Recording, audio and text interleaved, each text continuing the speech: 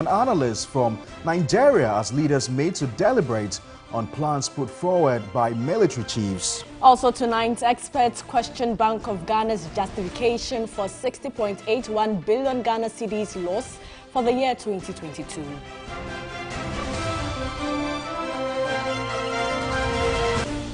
Still ahead in the bulletin tonight, Kumasi Metropolitan Assembly urged to amend laws to regulate the operations of tricycles rather than banning them. And also coming up tonight, a road trip from Accra to London to raise money for charity. We will engage them shortly.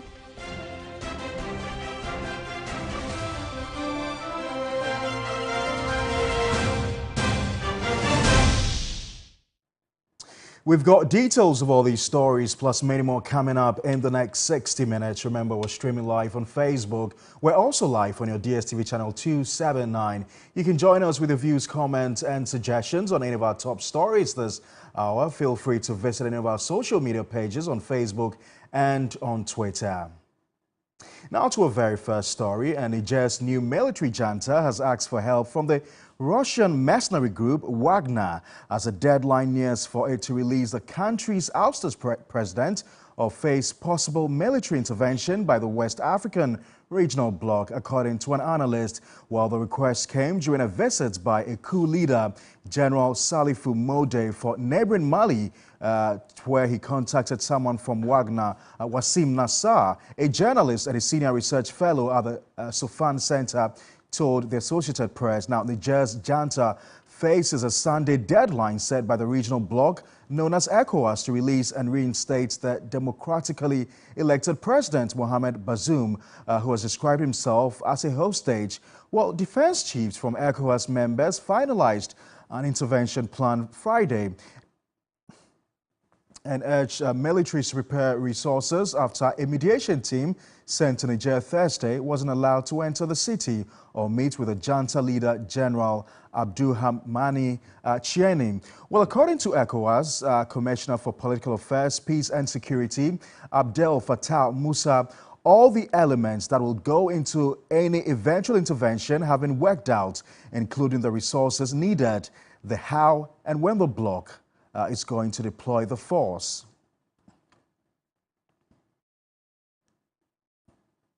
Well, we're going to stay a while longer on this developing story. Let's go live now to Suleiman Akande, who is an analyst. First of all, this is the first major international test for President Tinubu as head of ECOWAS. Now, we know that the delegation is returning on Tuesday without meeting the junta head and also the ousted president, and also the fact that the deadline to restore democracy is hours away.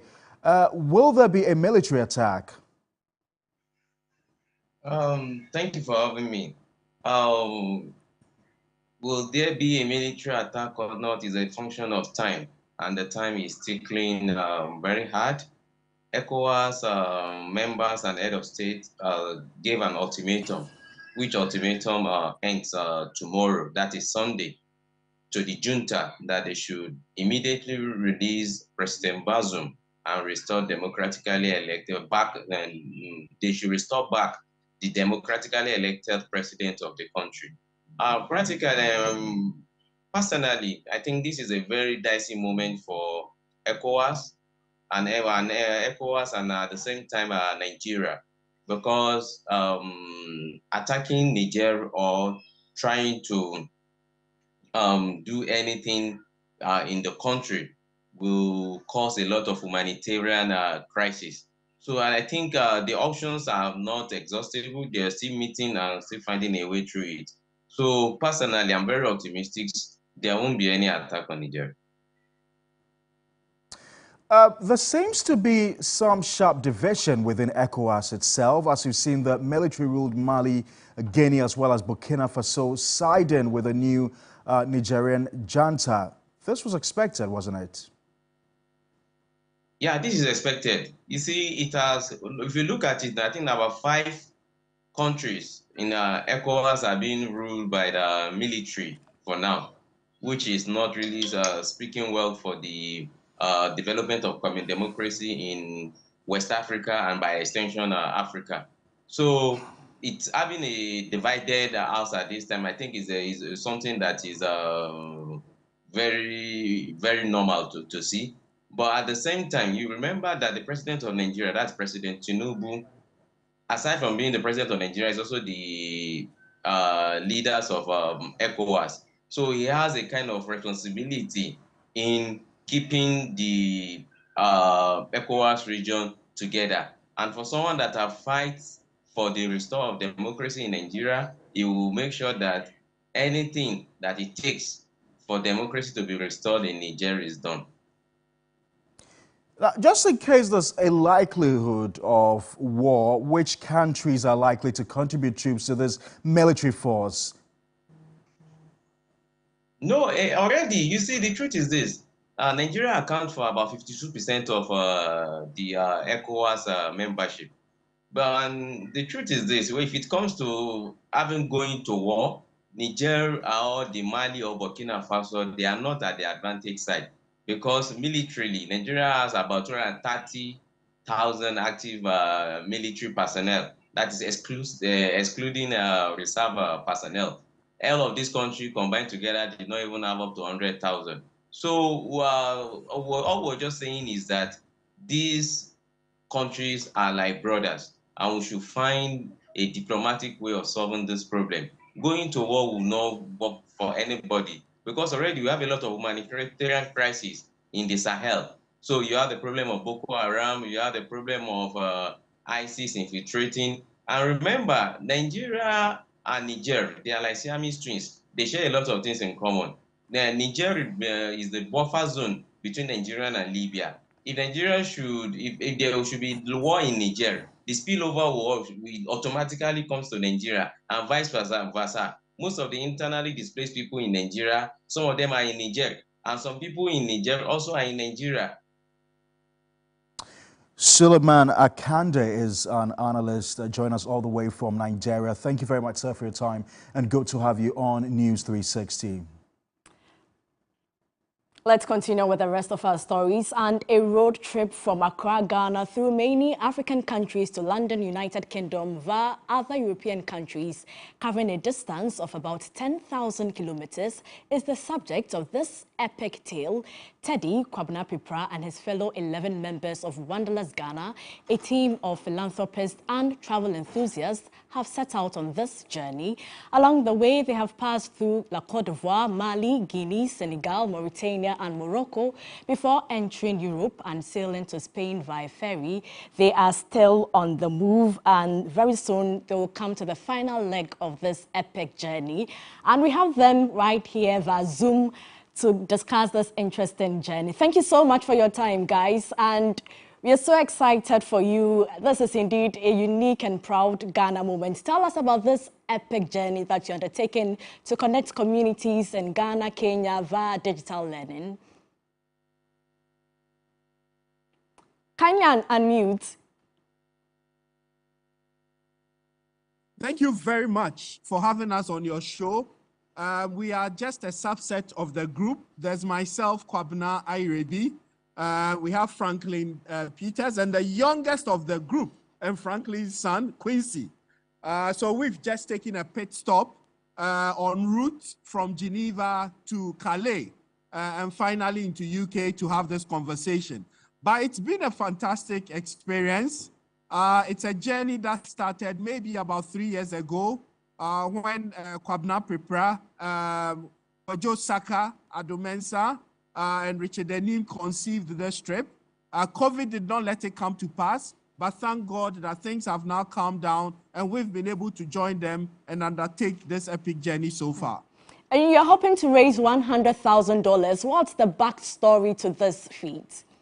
So, I came to know EduSport through my daughter because her school was associated with this charity that is really transforming lives in Ghana.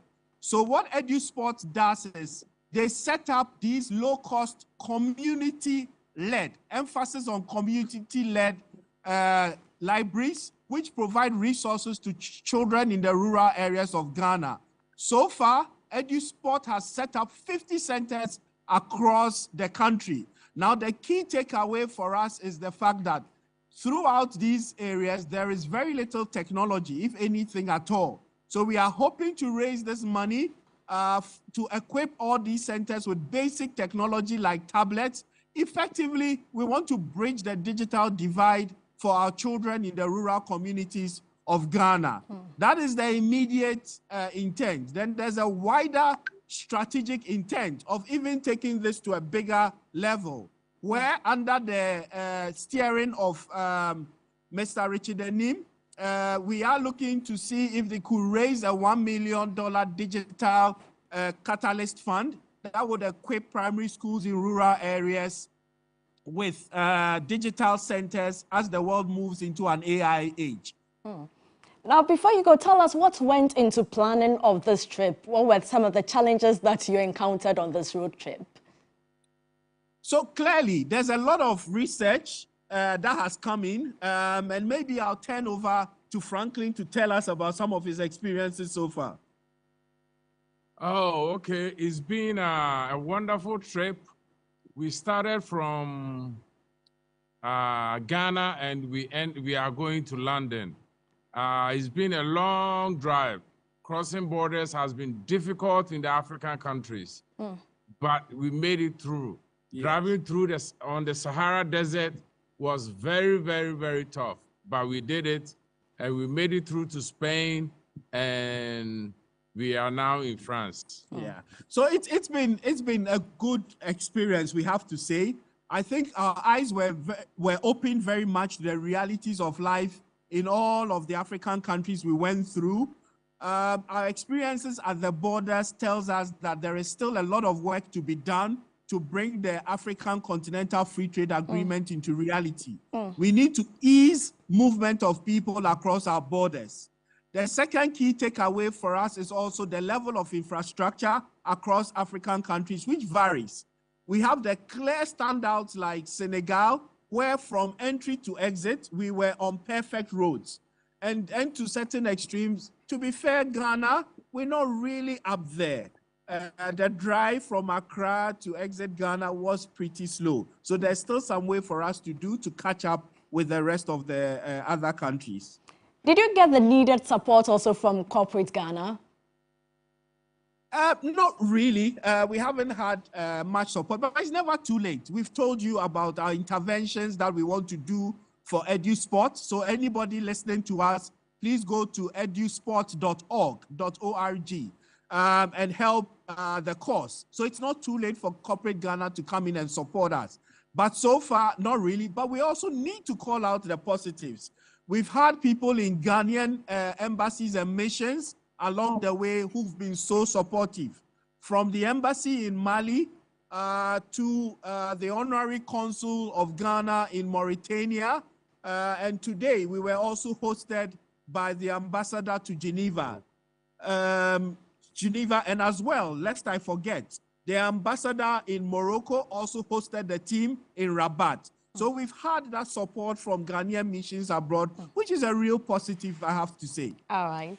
And I'm wishing you all the best on this epic journey and safe journey back home in Ghana. Thank you so much for your time. I have been speaking with the Wanderlust Ghana team, who are on the final leg of this incredible journey, driving all the way from Accra to London to promote digital learning in Accra as well as Kenya. It is indeed an incredible journey. Let's do some other stories now. And the city authorities planned implementation of restricting tricycle operations within the central business district of Kumasi has been met with fierce resistance over the past week, while stakeholders admit the idea to decongest the city is laudable. But the approach to banning tricycle operations in the central business district is problematic. Here's a report by Ibrahim Abubakar. The face of public transport is changing in the Ashanti regional capital, Kumasi, with the influx of these tricycles. You can find them in every corner of the city, with majority of them operating in the business centers. Nippon yesterday did it, Omubu be 10,000. Nasa usi men ye jumasi, men ye jumasi. A whole center na baby a jumano one musi men ye. But their operations under the road traffic regulations are illegal. The tricycle activities per the Road Traffic Act, Regulation 168. Tricycles are not supposed to be used for commercial purposes. Regardless, their increasing numbers have made the mode of transport in Kumasi more accessible and affordable. A transport expert and associate professor of KNUST's Department of Geography and Rural Development says the law must be amended to regulate the operations of the tricycles rather than illegitimizing their activities. The law should be about the people and look after the livelihood and welfare of the people. This law is far behind, what our society is in terms of its amendment. There are several operations and services provided by tricycle operators that need to be protected. But very importantly, we need training. We need to provide adequate resources for tricycle operators, and also to look at their safe operation of their vehicles so that to reduce road traffic crashes in the long term. Whilst lauding the effort by KMA to decongest the city, Professor Dumida expects city authorities to do it the right way by not targeting just one group and leaving the others. This restriction, which single out the tricycle operators, it's very problematic. It is problematic because it reinforces the mistrust between local government on one side and private transport providers, in this case, tricycle operators, who play a critical role in our economy. Private service providers have a long-held perception and belief that public authorities want to get rid of them. The KMA plan to reorganize transport services should include a role for everyone, including tricycle operators, trotro, taxi, ride-hailing, passengers, and others. Perhaps we could look at that to see if we could reduce the number of Pragia that are actually currently operating in KMA in the city. The Kumasi Metropolitan Assembly says the reorganization of the transport services is not only targeted at tricycle operators, but all transport operators. Though city authorities have been commended on their move to reorganize the transport services in a bid to sanitize and decongest the city, the approach of forcefully restricting all tricycle operators within the central business district has been observed to be problematic. Transport experts admit that the activities of some of these tricycle operators is unsafe, but city authorities should rather focus on regulating their operations instead of restricting their movement because of the integral part they play within the transport sector. Ibrahim Abubakar, TV3 News, Kumasi. And away from the Ashanti region, experts have questioned the Bank of Ghana's justification for the 60.81 billion cedi loss recorded for the year 2022, while the central bank has blamed the domestic debt exchange program for the staggering loss. Experts say the central bank failed to uphold good governance principles and the laws by bowing to the demands of governments. In this report by Manasseh Apurum, we take a look at some of the fundamental issues that were raised during the key points on TV3. A central bank, the institute supposed to embody the fiscal confidence of the financial framework and system of the economy and country, announces a loss. Almighty BOG has made losses from its quantitative easing program. So their losses are also coming from interest rate variations. While this probably is not to come so much as a surprise, considering that the country's fiscal situation in the few years has not been a very encouraging and beautiful piece of art to muse about, a loss of 60.81 billion Ghana cedis might just be too much to take. From proffering justifications along the lines of the infamous debt exchange program, and the fact that central banks of financial world rulers like England have also recorded major losses, the Bank of Ghana seems to have reason to tell Ghanaians that they are not to be chastised for this loss.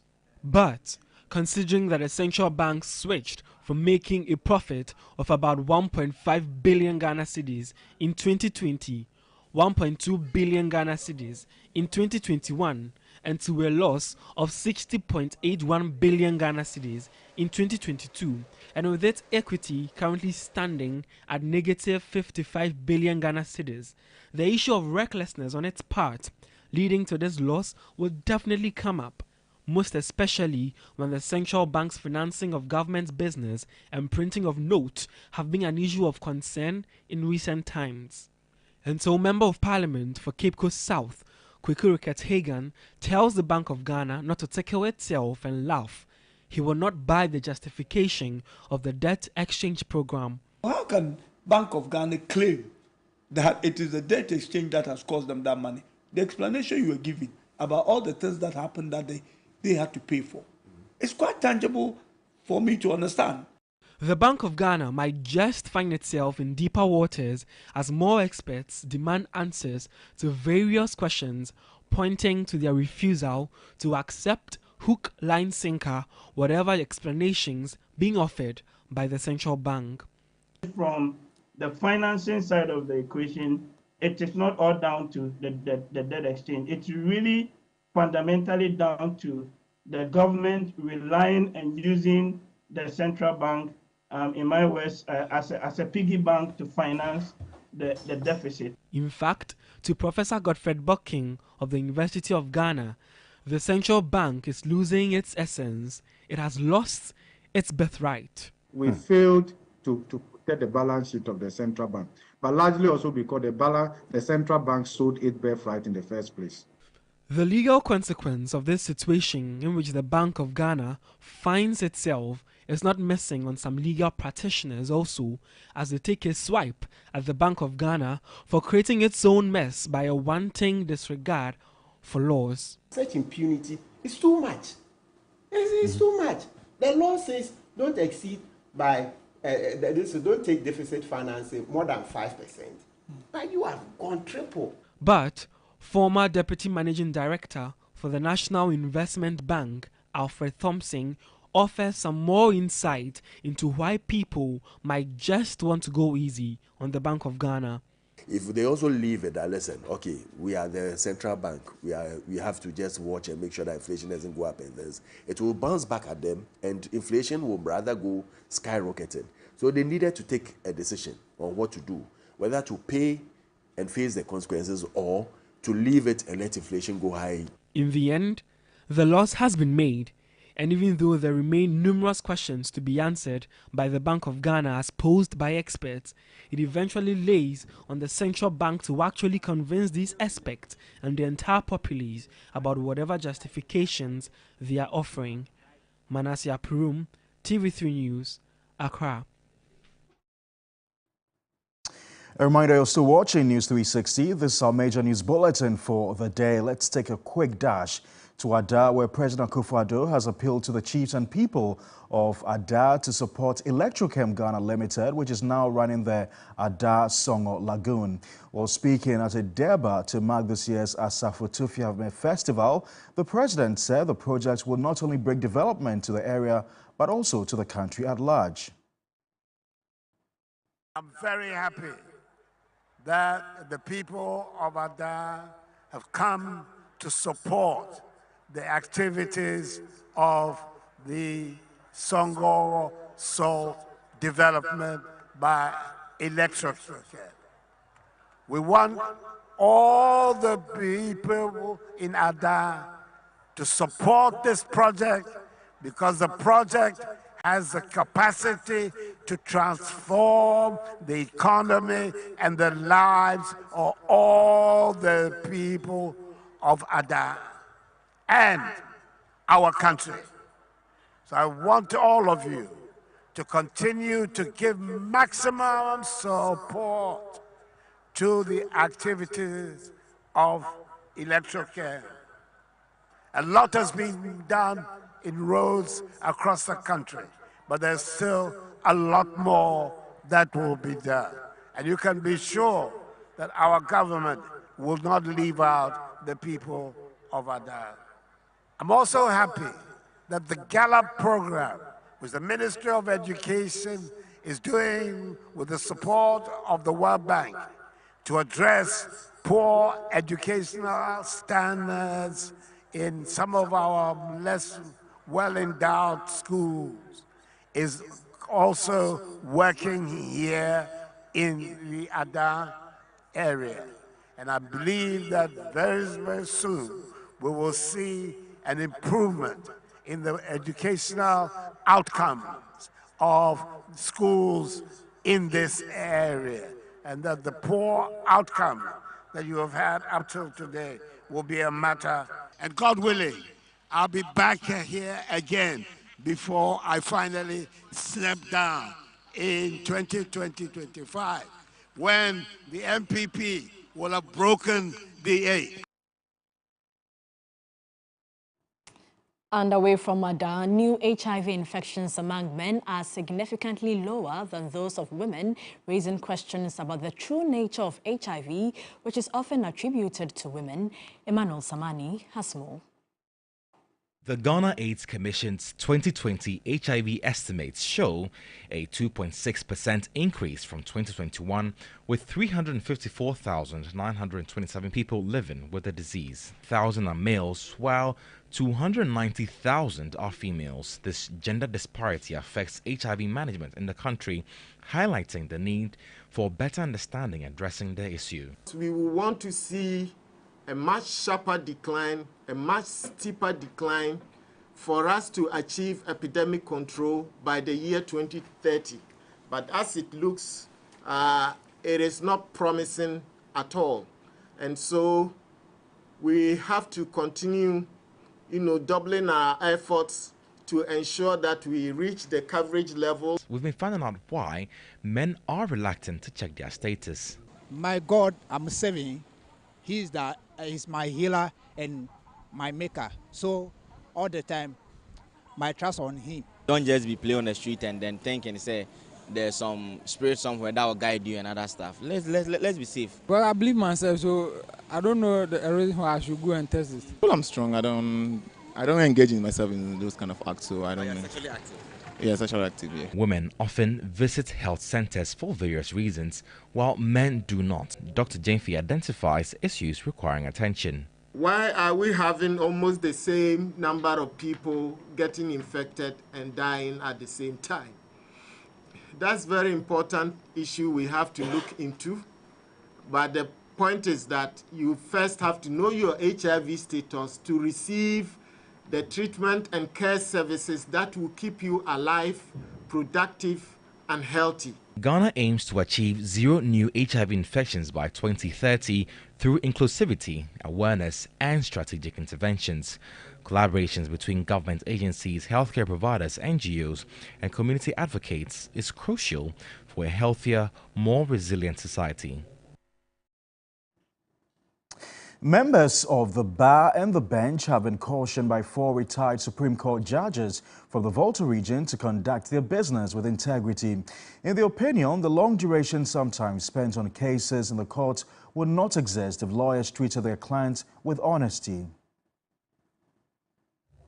The 4 honorary justices are Agnes Mercy Abladoji, retired, Jones Victor Mawulam Doche, retired, Clemens Jackson Honyenuga, retired, and Nasiru Suleiman Agbadegbe, retired. Justice Jones Victor Mawulam Doche, before his retirement in June 2023, had served 15 years as a justice of the Apex Court of the land. He was sworn in as a justice of the Supreme Court of the Gambia in February 2008, and in June of that same year, he became a justice of the Supreme Court of Ghana. Agnes Mercy Abladoji, prior to being appointed to the Supreme Court in 2018, served on the Court of Appeal and has also worked as a High Court judge in Gambia. Nasiru Suleiman Agbadegbe, who was appointed in 2009, retired from the Supreme Court in December 2020 after 11 years. Clemens Jackson Honyenuga retired from the Supreme Court in September 2022, but was given 6 more months by the then Chief Justice to finish his cases. The 4 honorees took turns offering their insights and counsel to the bench and bar. We should be asking ourselves, how many questions of procedure have been decided by the courts? If you go to court always taking convenient positions, never challenging the judge, never saying that, oh, my lord, I do not think that this is the meaning of the provision. And I firmly believe that if that practice has been what is going on in chambers, the courts will not be loaded with cases, because it is only good cases that will come before the judge. And therefore, I will encourage those of you who, after practice, who want to join the bench, please do. You see, we cannot all go after big money. Otherwise, there will be nobody to sacrifice him or herself on the bench. So I just want to appeal to all of you lawyers to take your cases seriously. I know there's no money in the region, but try and help them out of their poverty. Good name is better than riches. President of the Volta Regional Bar Association, Nelson Poha, said the event is the first of its kind. The Volta Bar is a strong bar in terms of quality and quantity.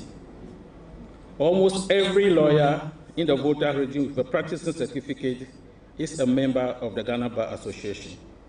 Despite membership being voluntary and attracting yearly subscription. The paramount chief of Amfwe traditional area and the president of the Volta House of Chiefs, Togbe Teprehodo, urged the bar and the bench to honor integrity with honesty. Integrity is everything.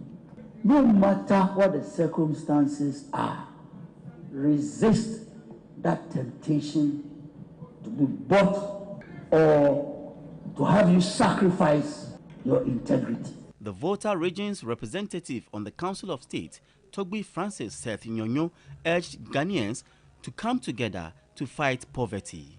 To see the region, to see all of us moving towards one destiny, a destiny that is involving everybody's life. A reminder, you're still watching News 360. This is our major news bulletin. We're streaming live on Facebook, also live on your DSTV channel 279. We're going to go for a quick break now.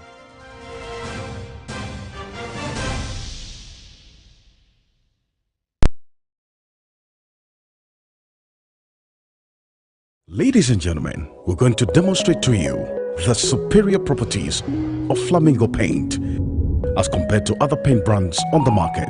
We take equal quantities of Flamingo paint and this ordinary paint. We then dilute them with water. And now, let the test begin.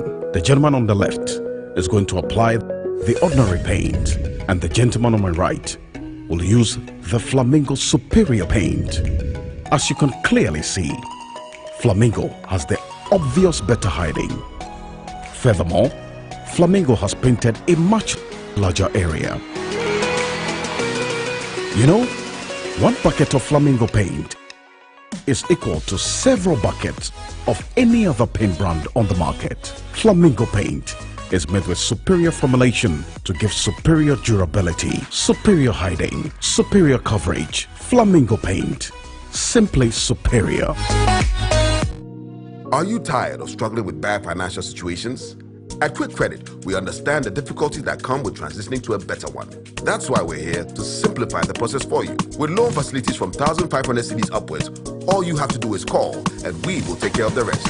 All you need is your national ID. No savings, no collateral, no susu, no deposits, and no account opening required. Quick Credit has you covered. Whether you're expanding a business, starting a new one, facing an emergency like school fees or funeral expenses, or even just in need of a salary loan.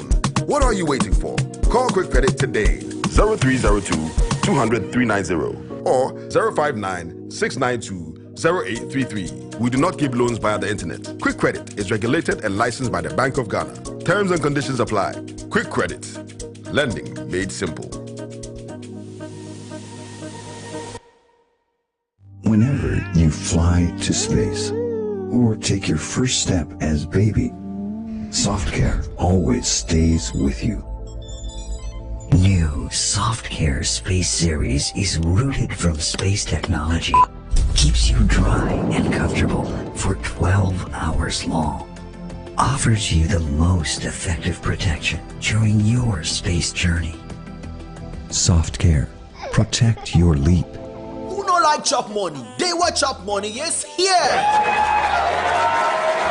Collect your chop money every morning at 10 a.m. by simply dialing *446# and select option 2 to play Dewa 539 chop money. Win 40 times your stake with Direct 2, 400 times your stake with Direct 3, and 20 times your stake with Direct 1. You can also pay your numbers to win big. You only pick your numbers from 1 to 39, so winning is easy. Dial *446# to play Dewa 539 chop money now. Dewa, When you're little, days are extremely busy. Work, traffic jams, meetings, conference calls. Luckily, our mom is here to take good care of us with Day by Day Baby and Day by Day Kids and their naturally active ingredients. Our skin is hydrated, soothed, and protected all day long. Yes, hello?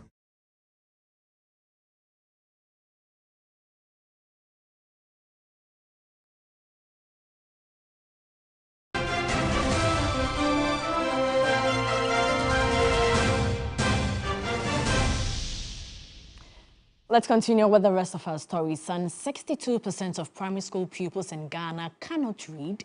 With Accra as the 2023 World Book Capital, the Carnival campaign is now focusing on improving the reading habits of children in public schools. The Accra World Book Capital is an opportunity for stakeholders in the education sector to make meaningful progress on the targets of the 2030 Sustainable Development Goals, SDGs, and to improve literacy in the country. In 2015, 87% of Ghanaian children in Primary 2 could not read.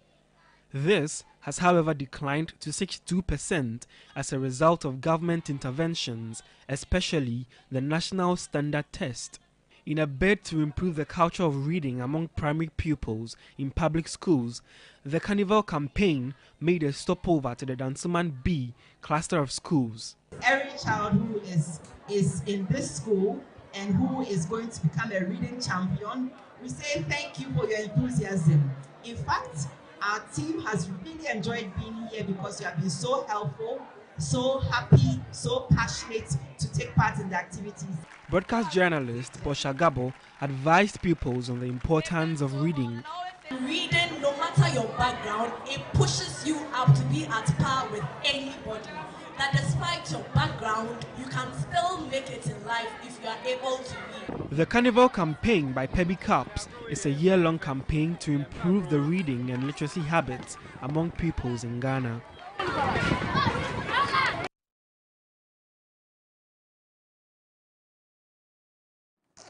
Well, it's less than a week to the picking and filing of nomination forms for the NPP's Orphan Constituency parliamentary primaries. Now in the Esujaman constituency of the Eastern Region, the National Premix Fuel Administrator Nana Abrakwa Asare will face Executive Officer for the National Youth Authority, Pius Enama Hajide, and 2 others for the slot to represent the NPP in the December 2024 polls.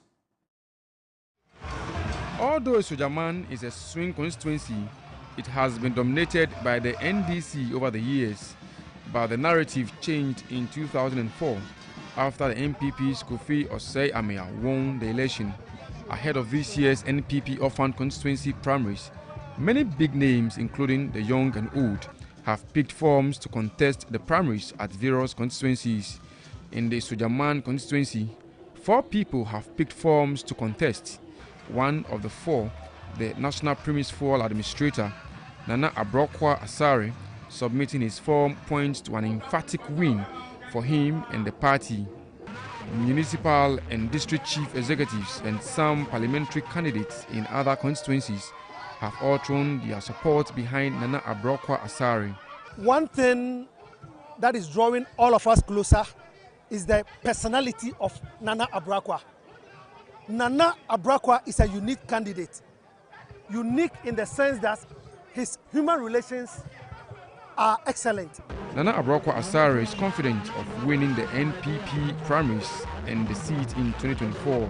If you look at today's event, if you look at the number of people who turn up, the delegates who came to support, it is emphatic of the point that at the end of the day, I'm going to emerge victorious.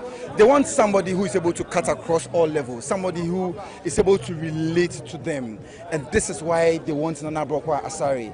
Nana Abuakwa Asare early this year was featured on TV3 Young People's Going Into Politics series.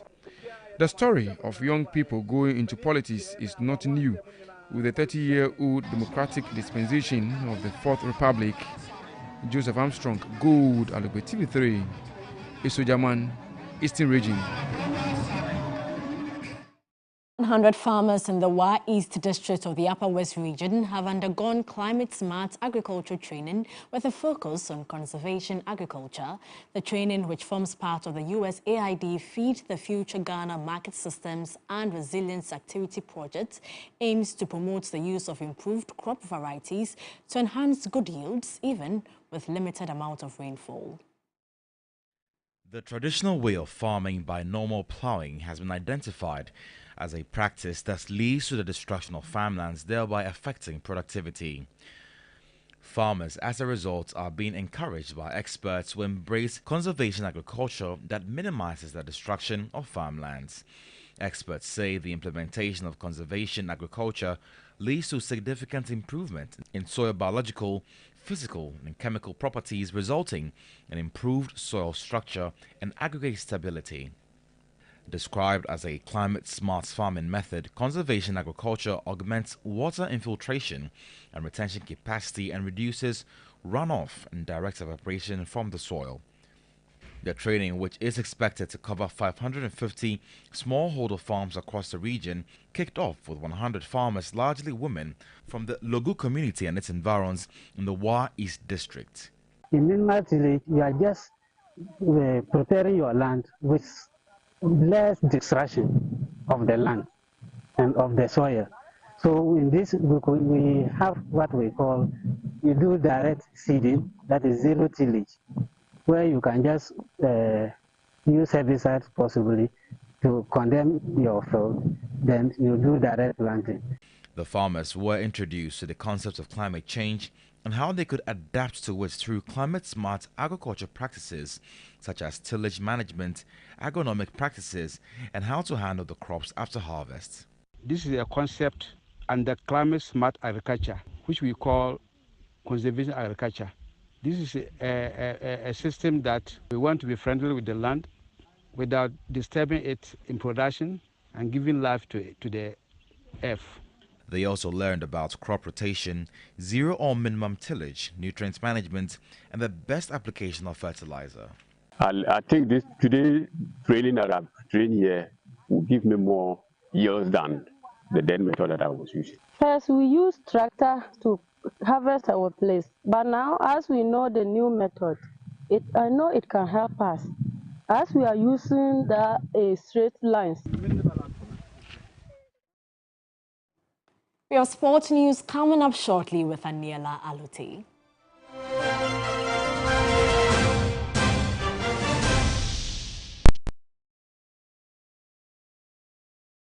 It all starts with a dream. A quest to create life through fabric, with a process that gives meaning to every inspiration. It all starts with passion, an innate desire to capture tradition into design, a symbol of indigenous creativity, perfectly made to define the soul-giving radiant colors and a bold look. The essence of state-of-the-art mastery, indulging every fiber of its being, birthing timeless styles, imprinted in our hearts and in our lives, so you can also dream to be. Lifestyle.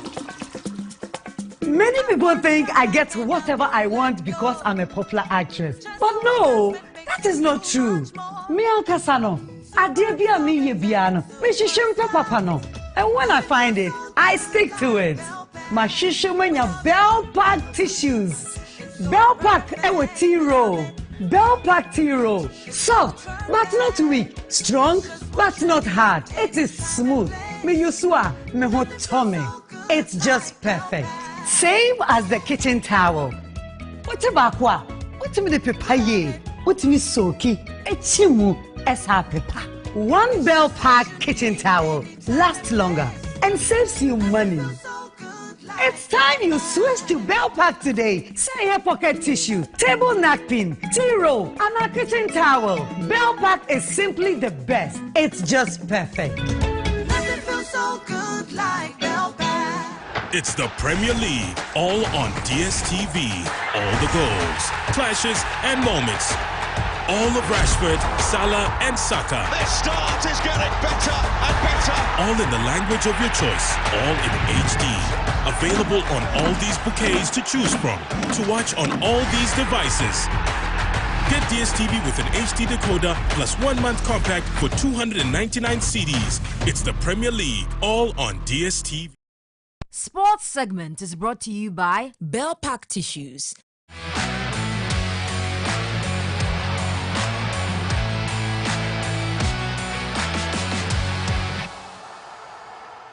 Aniela is here for the latest in the world of sports news. What happened to Nana today?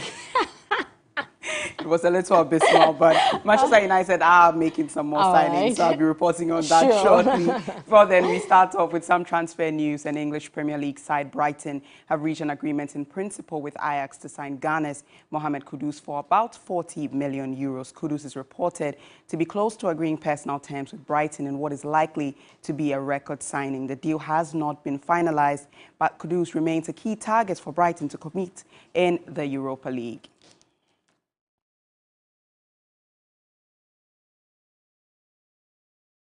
Proceeding now to the 2023 FIFA Women's World Cup, Spain are through to the quarterfinals following a 5-1 triumph over Switzerland. Japan also head into the quarterfinals after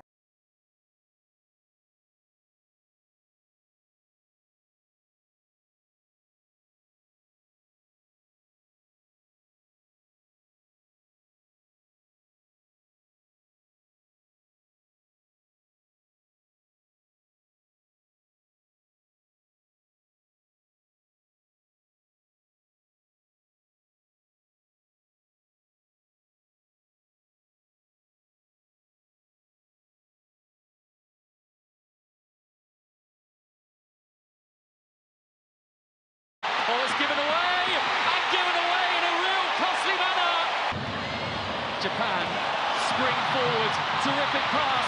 Miyazawa might have finished the game off. Japan are into the quarterfinals of the World Cup. Welcome everyone. A quarterfinal place is the prize for Switzerland or Spain. Pauelo with the ball into the penalty area. Really good one.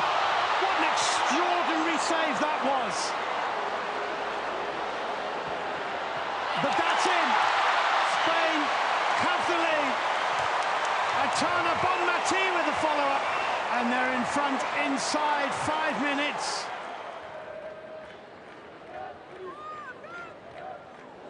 Codina. Oh my goodness me. Well, that's an absolute catastrophe. That is an absolute catastrophe of a goal. Spain keep on coming with a nice rhythm about their play, and it's in!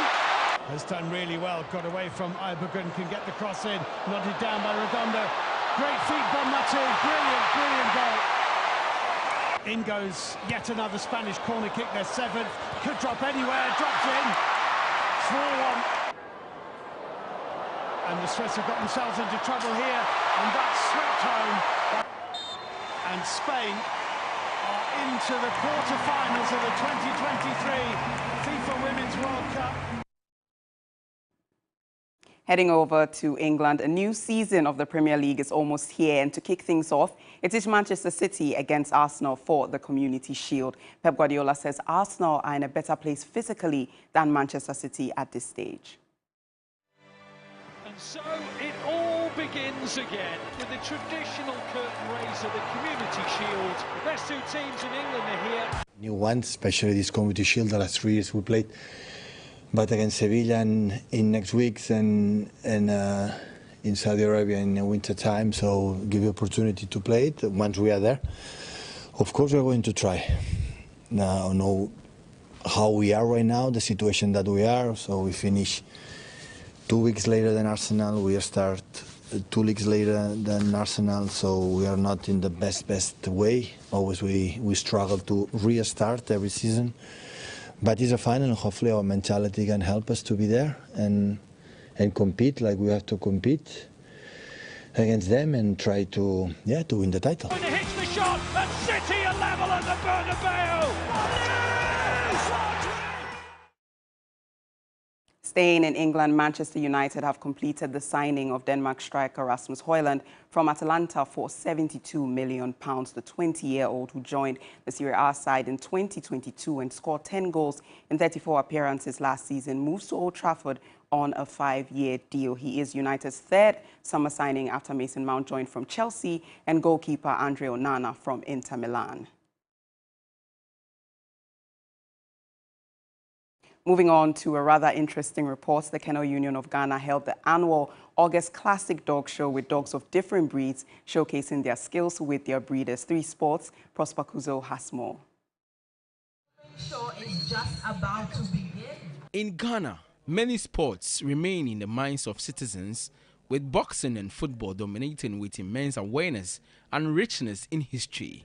However, the Kennel Union of Ghana have their sight on new developments in the sporting fraternity, with an annual dog show being organized as the August Classic Dog Show in Accra and Kumasi respectively. One of the greatest thing that inspired the Kennel Union of Ghana and the various clubs is that we believe that dog is man's best friend, and we want to create consciousness in the Ghanaian community that it is important that you socialize your dog. It's important that you get purebred dog so that you can be able to get the best out of the dog. The August Classic Dog Show seeks to assemble all of Ghana's finest dog breeders to showcase their skill and the authentic supervision of all breed judges. Stakeholders share their thoughts on the event and how it could be established in Ghana as yet another prominent sport. Ghana to put on a show like this is absolutely fantastic. For a new organization that's trying to find their feet and trying to grow, I think it is absolutely fantastic to come to an event like this. I mean, I've judged all over the world, but to come to an event like that where you see the enthusiasm of the Ghana Kennel Club is absolutely amazing. When we evaluate the getting or the movement, we will see the front going and coming, and then around the ring to see the balance and everything. Moving forward, the Kennel Union of Ghana is confident of promoting more events to better their individual breeders and also increase awareness in the minds of Ghanaians. Round of applause for number 186. That will be all for sports here on News 360. I am Aniela Alute. Up next is entertainment news. Entertainment news segment is brought to you by Awake Purified Drinking Water, GTP, still timeless, Vodafone, further together, and powered by 3 Entertainment.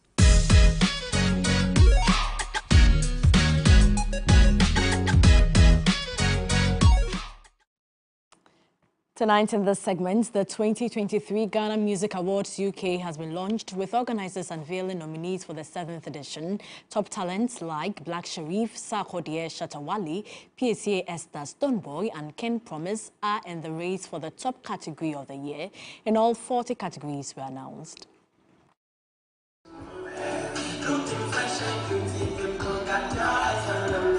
Powered by Alodia Promotions, the Ghana Music Awards UK platform seeks to celebrate unique music talents and champion the development of the local music industry to ultimately enhance the global recognition of creatives and their works. The event, to officially unveil nominees for the 7th edition, was graced by top artists, seasoned pundits and other music professionals. Following his successful run in the year under review, top-ranking singer Black Sherif locked down a nomination in the Artist of the Year category and 4 other categories. Blacko will face stiff competition from Sarkodie, King Promise, Shatawale, PSA Esther and Stonebwoy, who are in the race for Artist of the Year. It is early days, but renowned sound engineer and showbiz historian Fred Che Mensah is sure that Blacko will grab the ultimate. From the onset, in terms of how the award scheme goes, I've realized that normally a lot of people who wins on the VGMA go to win other awards. So looking at the year under review, Black Sherif will win. Music duo FBS earned 2 nominations. Their hit song, Joe, was nominated in both the Afrobeat Song of the Year and Collaboration of the Year categories. We are so proud, we are so happy, we are so humble. Just FBS music is about Afrobeat. Way back when Mambo is Afrobeat, and so that's our comfortable zone. Yes. And so we want to win that one. And the collaboration, no bad, you know. We're good there. Episode song, Atia, grabbed a nomination in the Hip Life Song of the Year category. Well, we want to take all, because I feel like we work hard. But if we don't, we come back harder next year. The gospel categories will be fiercely contested by PSA Esther, Dinah Hamilton, Celestine Donko and MOG Music. The much-hyped GMA UK will be held in London on October 7, 2023. While still in showbiz tonight, fast-rising Ghanaian artist Olive the Boy has been named Apple Music's Up Next star, joining the ranks of Burna Boy, Rima and Tems as talents to have attained the feat. The Up Next initiative is aimed at identifying, showcasing and elevating rising talent in order to raise global awareness of the artist and grow their audience. Olive the Boy made headlines in June this year when he was named #1 in the official chart metrics released of the top 5 most streamed Ghanaian artists in the first half of the year 2023.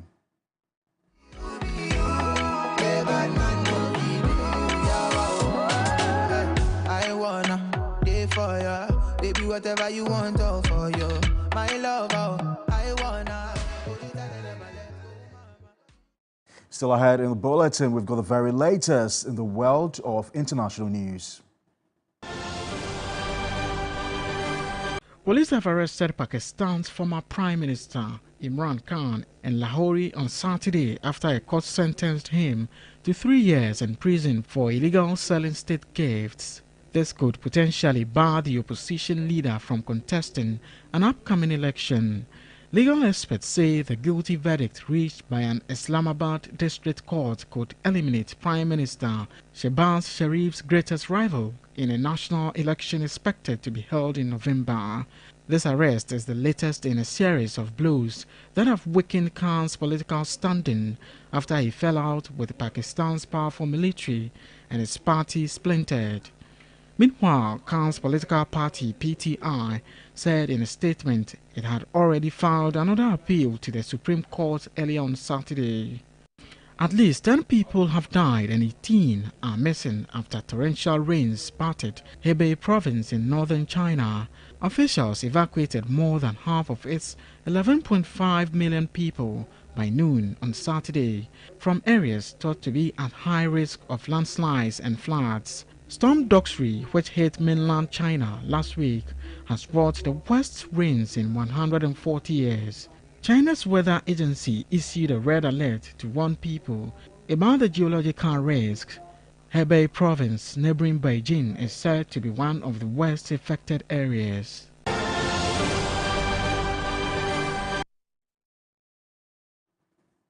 Well, that's all for News 360. For more news, do also visit our website. It's www.3news.com. My name is Parkwesi Asari. I am Portia Gabo. Good evening.